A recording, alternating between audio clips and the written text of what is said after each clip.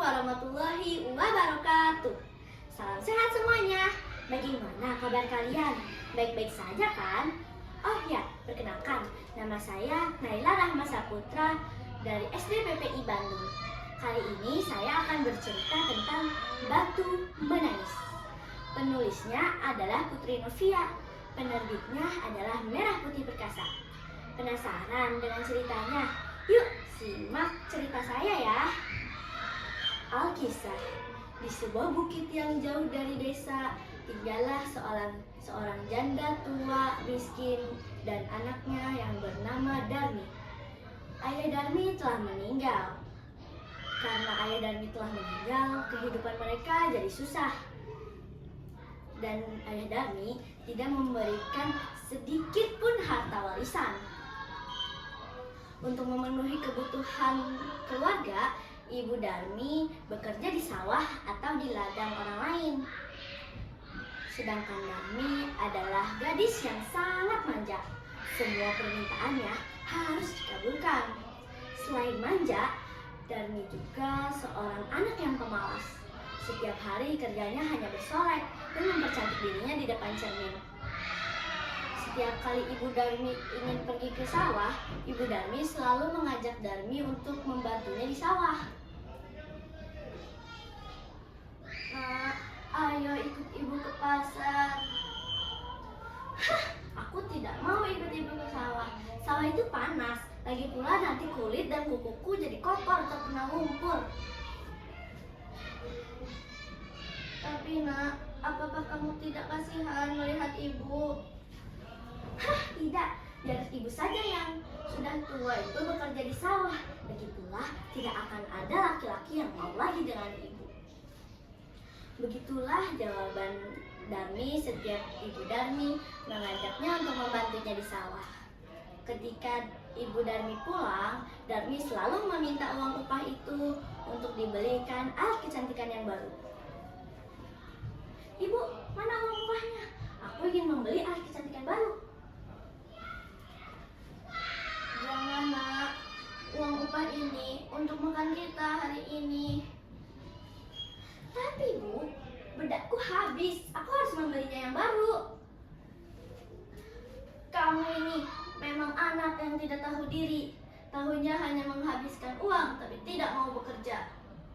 Walaupun sang ibu marah, tapi sang ibu tetap memberikan uang itu kepada Darmi. Suatu hari, ketika Ibu Darmi akan pergi ke pasar, Darmi menitip pesan untuk dibelikan alat kecantikan baru. Tapi Ibu Darmi tidak tahu alat kecantikan apa yang Darmi maksud. Jadi Ibu Darmi mengajak Darmi untuk ke pasar bersamanya. Tapi nak, Ibu tidak tahu alat kecantikan apa yang kamu maksud. Jadi ayo ikut Ibu ke pasar. Oke, aku akan ikut Ibu ke pasar. Tapi dengan satu syarat. Ibu harus berjalan di belakangku karena aku mau. Tapi nak, kenapa harus malu?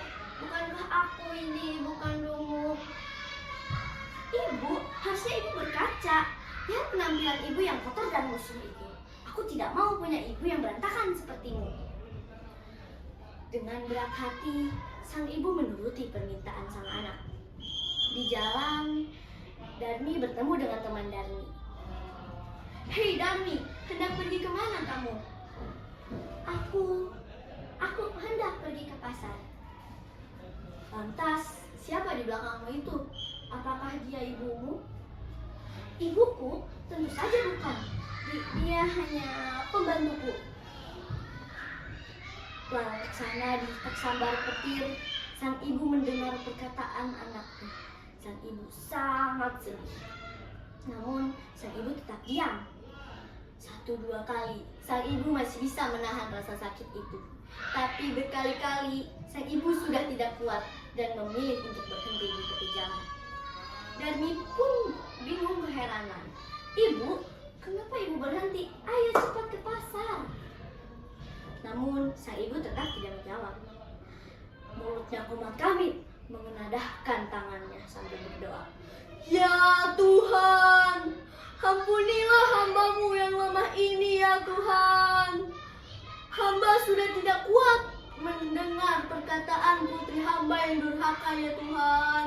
Berilah hukuman yang setimpal kepada putri hamba ya Tuhan. Tiba-tiba langit mulai mendung. Petir bergemuruh. Suara guntur pun memegahkan telinga. Tiba-tiba kaki Darmi tidak bisa digerakkan. Darmi mulai panik. Ibu, kenapa kakiku tidak bisa digerakkan? Ibu, tolong. Ternyata kaki Darmi telah menjadi batu. Darmi pun menyesal. Ibu, maafkan aku. Aku berjanji tidak akan mengulanginya lagi, Ibu. Ibu, maafkan aku. Aku tidak akan mengulanginya lagi. Aku akan menjadi anak yang baik, Ibu. Tapi apa hendak dibuat? Nasi sudah menjadi bubur. Hukuman itu tidak bisa dihindari lagi. Sebelum semuanya menjadi batu, sang ibu masih bisa melihat air mata yang menetes dari kedua mata Darmi.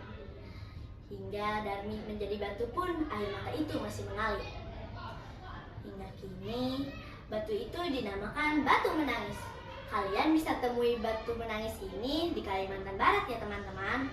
Pesan moral dari cerita ini adalah kita tidak boleh durhaka kepada orang tua. Sekian dari cerita saya. Wassalamualaikum warahmatullahi wabarakatuh.